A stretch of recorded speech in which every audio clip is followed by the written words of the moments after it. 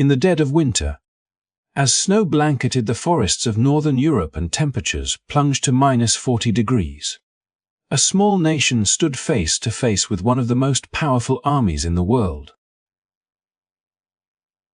Finland outnumbered, outgunned, and freezing had been fighting for its very survival against the Soviet Union. It was a battle not just of weapons, but of willpower, ingenuity, and courage. And after more than 3 months of unimaginable hardship, the guns finally fell silent. The Winter War was over. But what truly happened in those frozen months between December 1939 and March 1940? How did a tiny country of fewer than 4 million people manage to hold back a Red Army of over 1 million soldiers? And why, even in defeat, did Finland emerge with its dignity and independence still intact? Today, we will uncover the full story behind the end of the Winter War, a conflict that changed the balance of power in Europe and left scars that would last for generations. This is not just a story of battles and treaties. It is a story about resilience, about how ordinary people, trapped in the coldest corners of the world, refused to surrender even when all hope seemed lost. Imagine soldiers in white camouflage blending into the snow, skiing through forests under the cover of night. Imagine makeshift defenses built from frozen earth, men fighting with rifles older than their fathers, and civilians fleeing their homes as the fires of war approached. Yet despite everything, Finland's spirit never froze. Its resistance became a symbol of unity and national pride, proof that courage can burn brighter than any winter. As we journey through the final days of the Winter War, we will see not just the political negotiations that ended it, but the human cost behind those decisions. We will explore the moment Finland's leaders had to choose between total destruction and survival, and how their painful choice shaped the nation's future. By the end of this story, you will understand why historians still call the Winter War one of the most extraordinary examples of determination in modern history, and how it redefined what it means to fight for freedom. Before we dive in, if you love true historical stories of courage, strategy, and endurance, make sure to like this video, subscribe to our channel, and turn on the notification bell. That way, you will never miss another deep look into the events that shaped our world. Now, let us travel back to March 1940, the moment when Finland, battered but unbroken, signed a peace treaty that ended one of the harshest and most heroic wars of the 20th century. When the peace negotiations finally began, the air inside the Kremlin was heavy with exhaustion and dread. The Finnish delegates, still wearing the same worn coats they had carried through the frozen trenches, sat across from Soviet officials who showed little emotion. They knew what was coming, not peace, but punishment. The Soviet Union had suffered a humiliating cost for its victory, and now Joseph Stalin intended to make sure the world saw that he still held the upper hand. The talks were not a dialogue but a dictation. Vyacheslav Molotov, the Soviet foreign minister, read the terms aloud with the cold precision of a man who knew his power. Finland would lose the Karelian Isthmus, including the proud city of Viipuri, once a vibrant hub of trade and culture, now reduced to rubble. The Soviets would also seize the Hanko Peninsula, a strategic point on the southern coast that would serve as a naval base for the Red Army. Dozens of smaller islands and northern territories would be handed over as well. In total, roughly 25,000 square miles of land would be surrendered, but what these maps did not show was the human cost. Within those redrawn borders lived more than 450,000 Finns, farmers, families, teachers, and soldiers, nearly 12% of the nation's population. They were given just 2 weeks to abandon everything they had ever known. Their homes, their fields, their family graves, all left behind. For many, it was not simply the loss of land, but the loss of memory itself. They could stay, Of course. But doing so meant becoming subjects of the Soviet Union, a future none were willing to accept. And so, in long columns that stretched for miles, entire communities moved westward through the snow, carrying their belongings on sleds and wagons, children wrapped in blankets, and the Finnish flag folded close to the heart. The sight was heartbreaking. These were people who had endured months of bombing, starvation, and unbearable cold, who had already lost so much, and yet now were forced to start over from nothing. The Finnish government, itself crippled by the cost of war, could offer little more than promises. Still, there was no panic, no chaos, only quiet determination.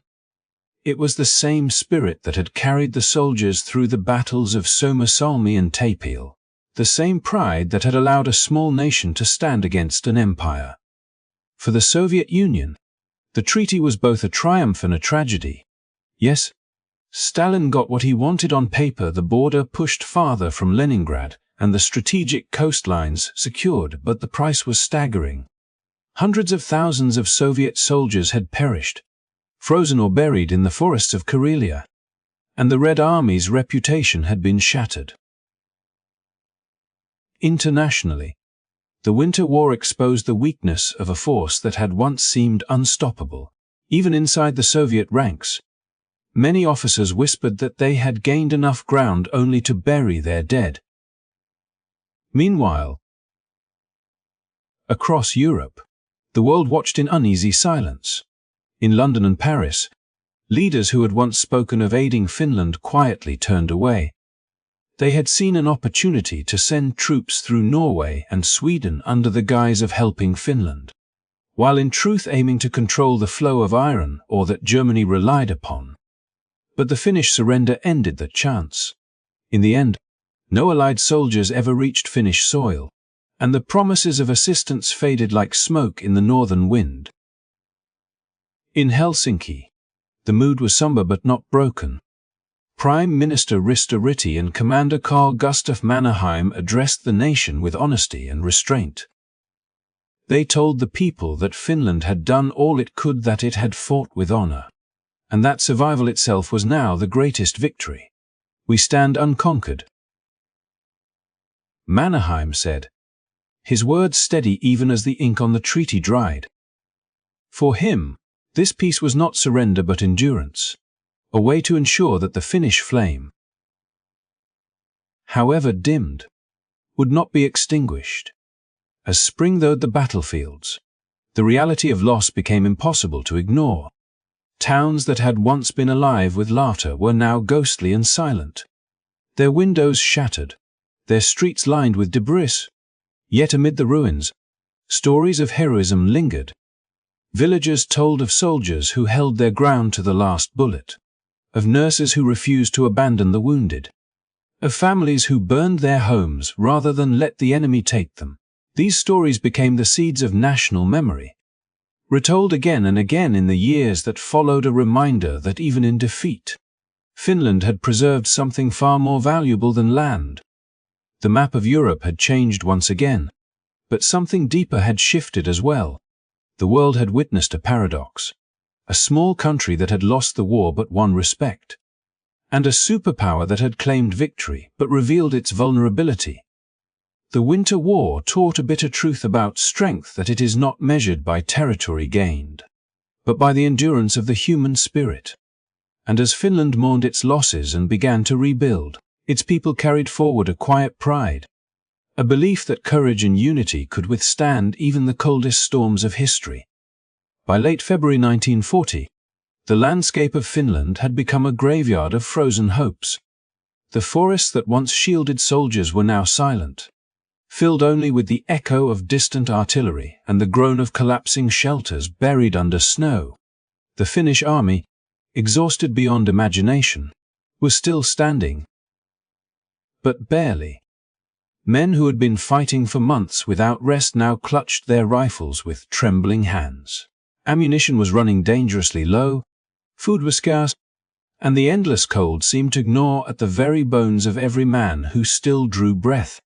Yet even in this desperate state, The Finnish soldiers refused to retreat without orders, their sense of duty and love for their homeland stronger than any weapon they carried.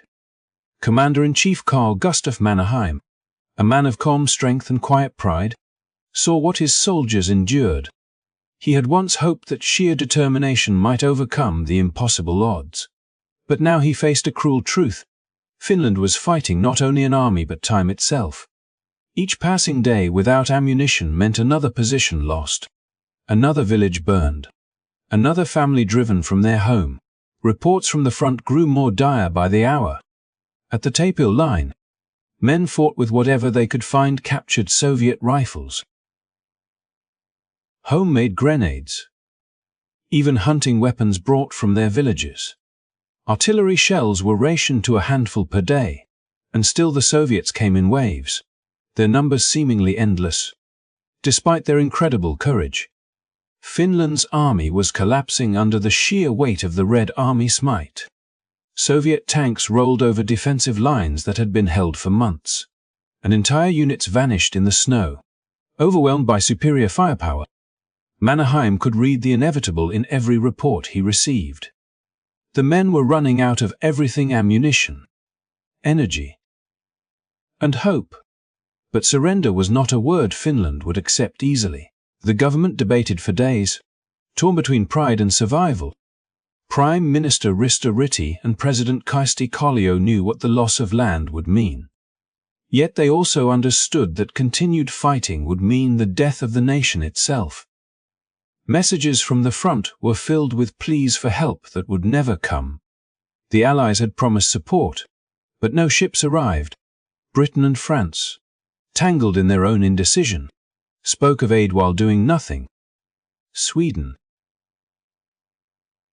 though sympathetic, remained neutral. Finland was truly alone.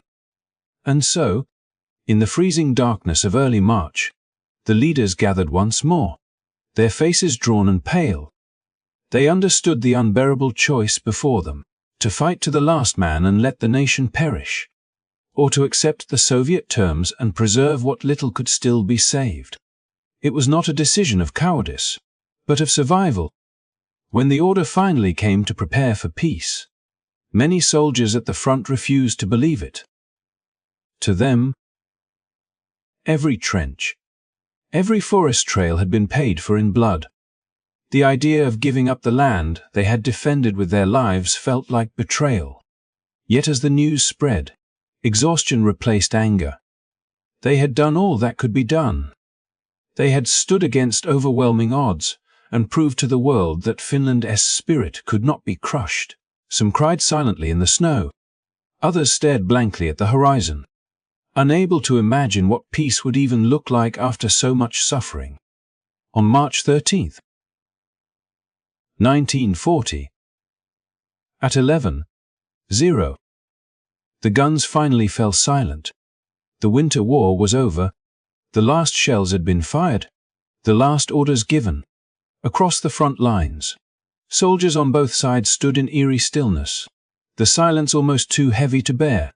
For the Finns, it was not the sound of defeat, but of relief, a moment of quiet after months of thunder.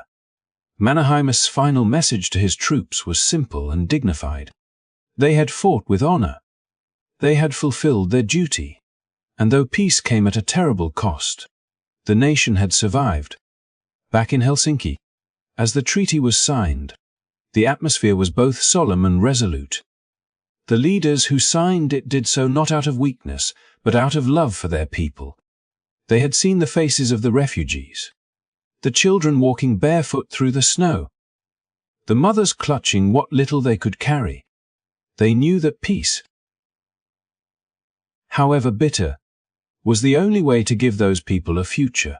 When Mannerheim addressed the nation, his words carried both pride and sorrow. He praised the bravery of the soldiers, the endurance of the civilians, and the unity of a nation that had refused to yield to despair. The peace agreement with the Soviet Union stripped Finland of large parts of its territory, but it could not take away its dignity. The world, watching from afar, saw something extraordinary in the Finnish struggle, a small country that had stood its ground against impossible odds. Finland's losses were immense, yet its identity remained untouched. In the months that followed, as refugees resettled and the country began to rebuild, the pain of loss slowly gave way to a quiet determination to rise again. Though the Winter War had ended, its legacy was only beginning. For Finland, the treaty marked not a conclusion, but a new beginning, a reminder that survival sometimes requires sacrifice, and that the true strength of a nation lies not in the size of its army, but in the courage of its people. The soldiers who had fought in the snow returned home as heroes, not for winning the war, but for ensuring that Finland continued to exist.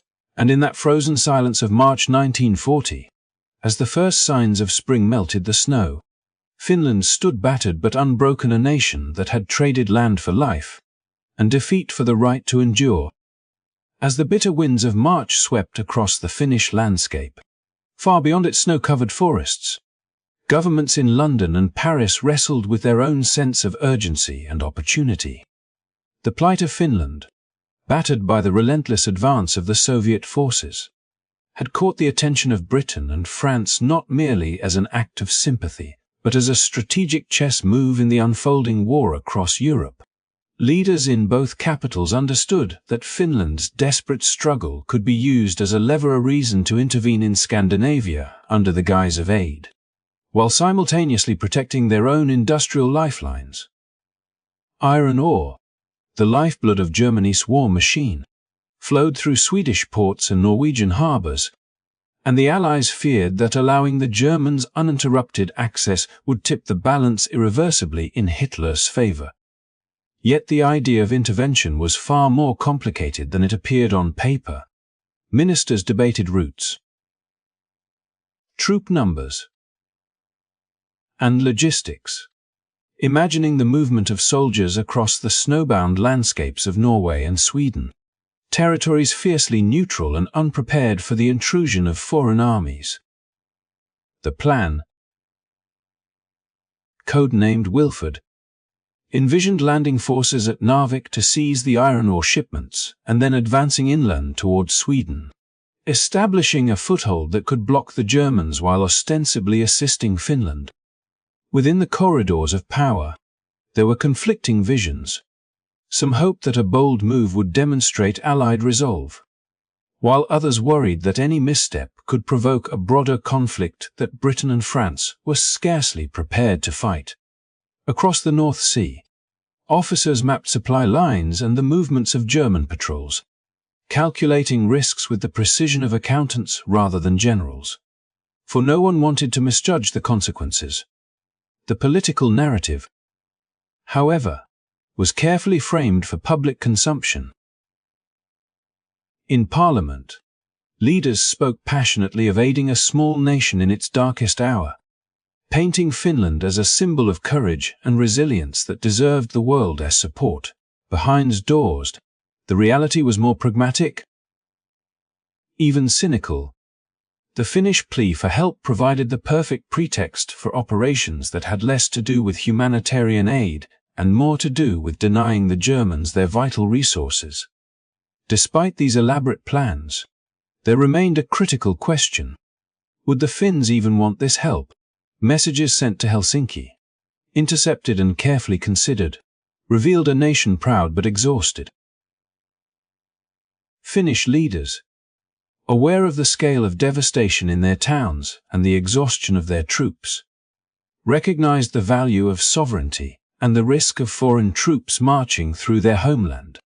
While help might have eased some immediate suffering, it also carried the danger of entanglement in a war that Finland had never invited and could scarcely survive. Their hesitation was measured, not naive. They understood that strategic interests often outweighed moral considerations, and that once foreign troops entered their lands, Finland would lose the ability to chart its own destiny. Then came the news that would render all Allied plans moot: the signing of the peace treaty with the Soviet Union. By March 13, 1940, Finnish delegates had accepted the severe territorial concessions, and the fighting that had raged through forests and frozen lakes came to an official end. In London and Paris, the reactions were a mixture of frustration, relief, and recalculation. The Wilfred operation, designed to justify an incursion into Scandinavia, was now pointless, without Finland's active struggle to defend its borders. The moral and strategic justification evaporated almost overnight. Troops prepared for landing found themselves reassigned or held in limbo, and the political momentum behind the plan dissipated as quickly as it had arisen. Despite the collapse of Wilfred, the episode revealed much about the complexity of international politics in the early stages of World War II. Britain and France, ostensibly champions of small nations and defenders of freedom, were nonetheless constrained by their own strategic needs. Their readiness to act had been calculated not only in terms of potential aid to Finland, but also in the broader context of industrial resources, supply lines, and the looming threat of German expansion. In their calculations, the moral imperative of helping a beleaguered nation collided with the cold arithmetic of war, exposing the tension between principle and pragmatism that would recur throughout the conflict. Meanwhile, the Finns returned to their ravaged country, aware that the world had watched their struggle and that sympathy had not translated into intervention. The knowledge that Britain and France had considered, then abandoned, a plan to send troops through neutral lands added another layer of complexity to the national memory.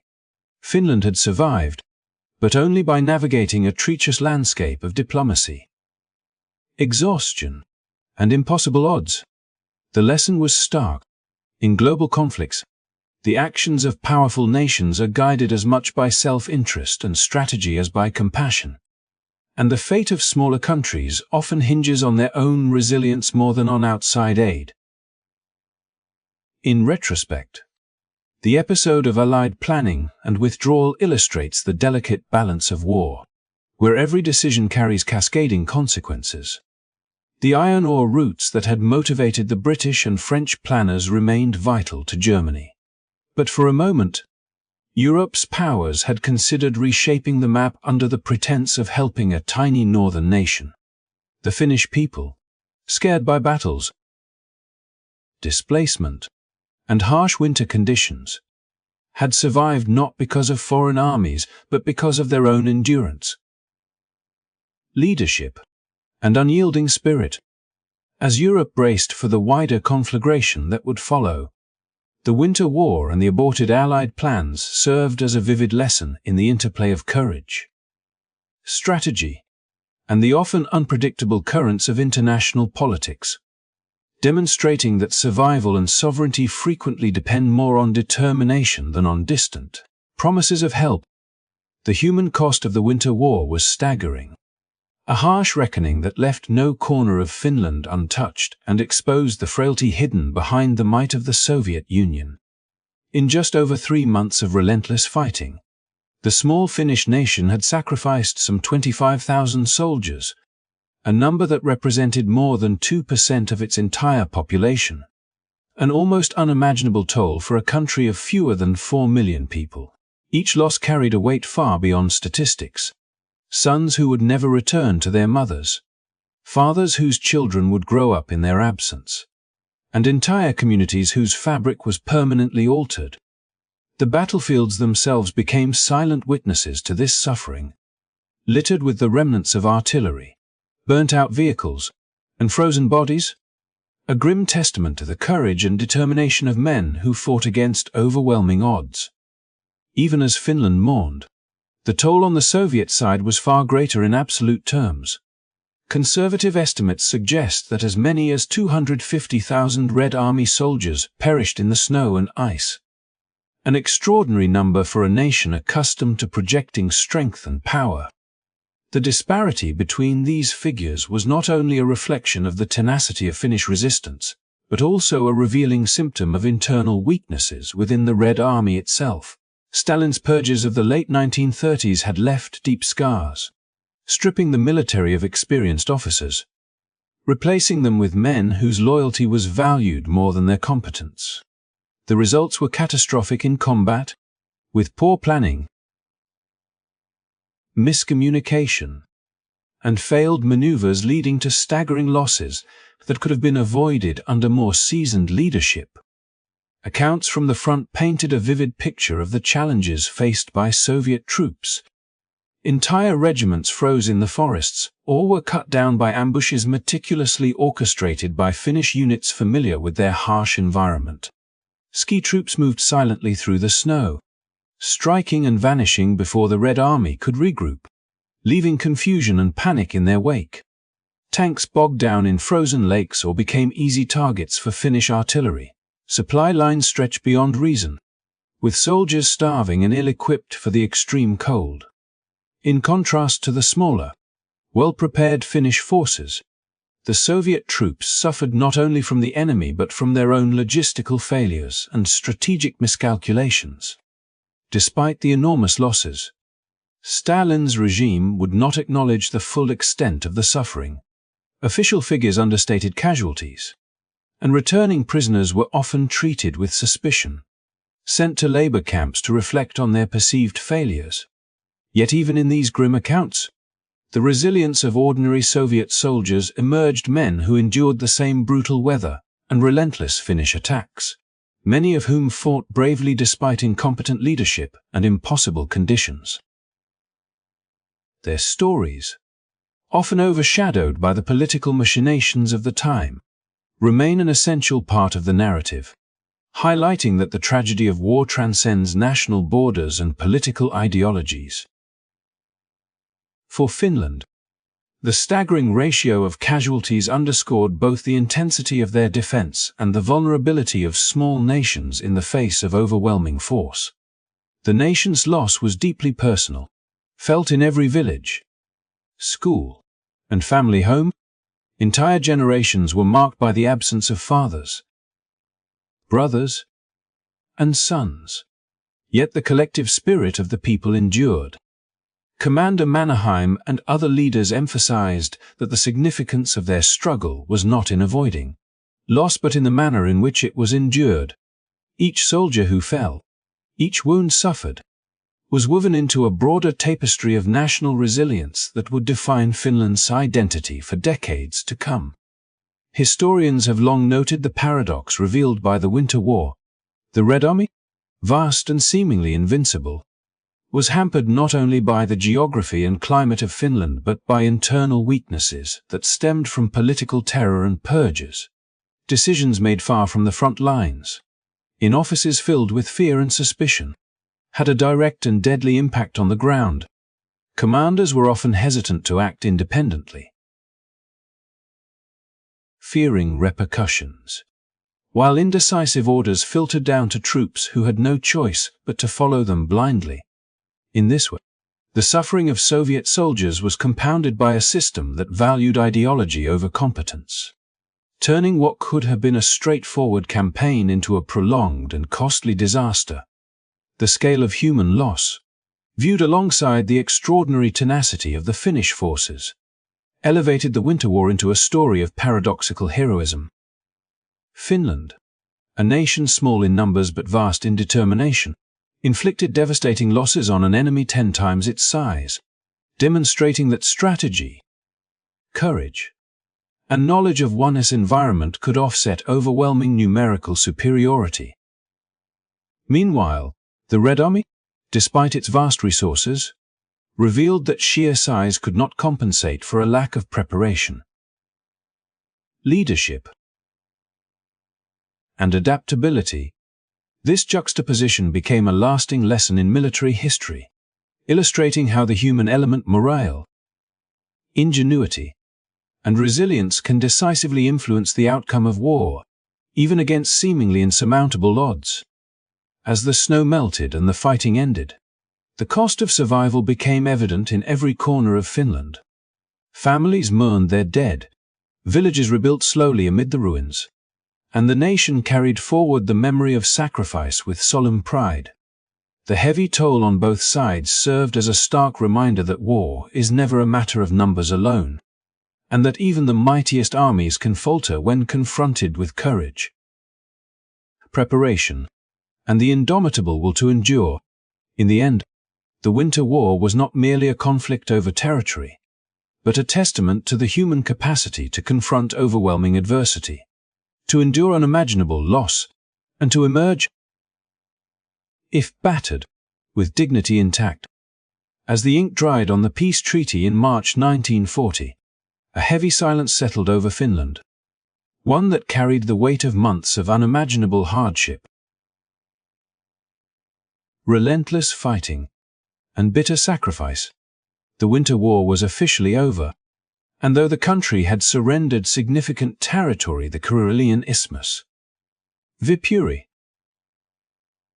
Hanko Peninsula, and other northern and coastal regions, the essence of Finland remained intact. Its borders had been redrawn, and hundreds of thousands of people had been displaced. Yet the nation had retained its independence, a rare and remarkable outcome given the overwhelming force arrayed against it.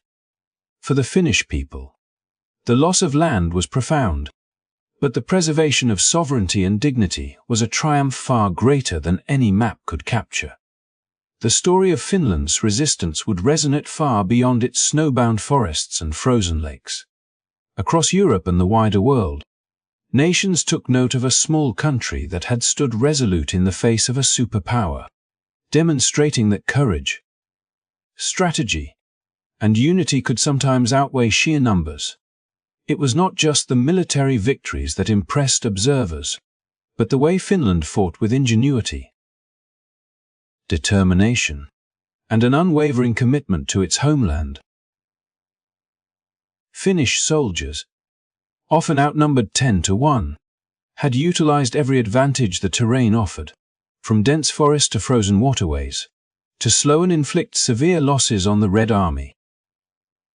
Every ambush, every defensive line held, was a testament to their skill and spirit, and each success,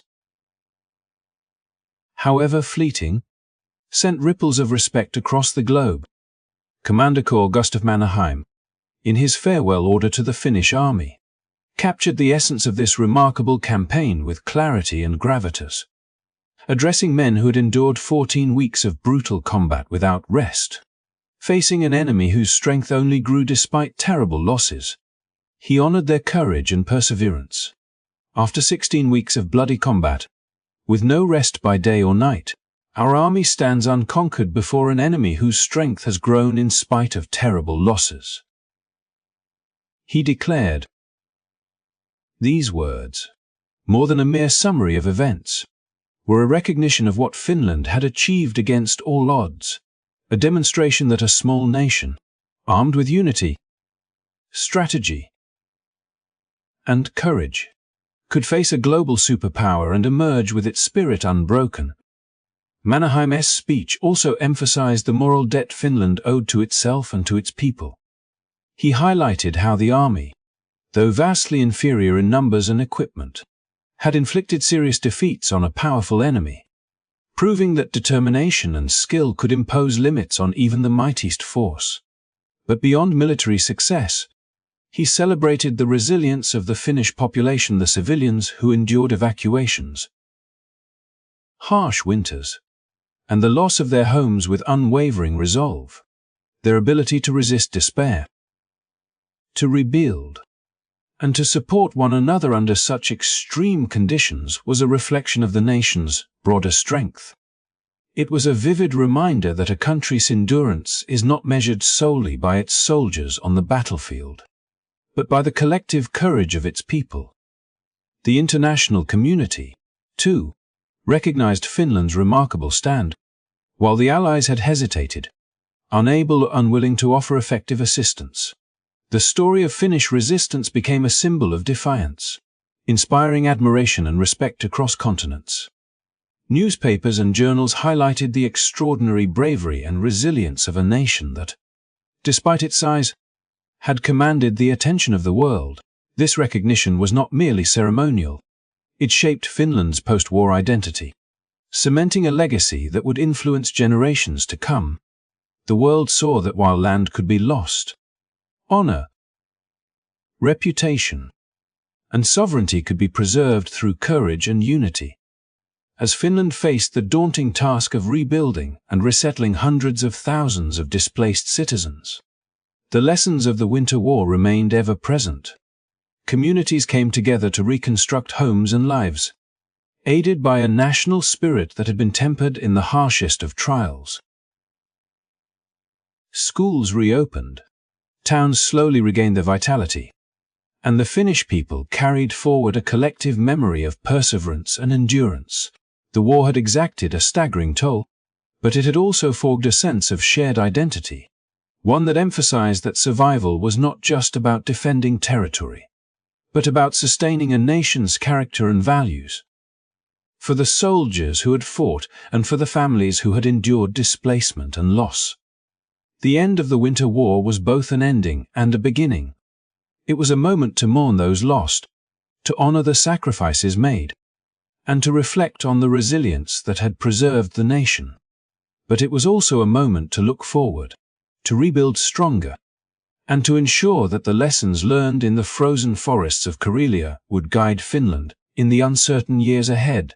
Mannerheim's farewell words, echoing across the snowy landscapes, reminded every Finn that their courage, unity, and defiance had earned them not only survival, but the right to exist on their own terms. As we conclude this story of Finland's Winter War, we are reminded that history is shaped not only by victories or losses but by the spirit with which a people confront adversity. Finland's story is one of endurance, courage, and the unwavering will to survive against overwhelming odds. It teaches us that even when faced with impossible choices, a nation's character can define its legacy more than the borders on a map ever could. If you have found this journey through history inspiring, do not forget to like this video, subscribe to the channel, and turn on notifications so you never miss another deep dive into the remarkable stories that have shaped our world. Thank you for watching, and remember, courage and unity can leave a mark that outlasts even the harshest winters.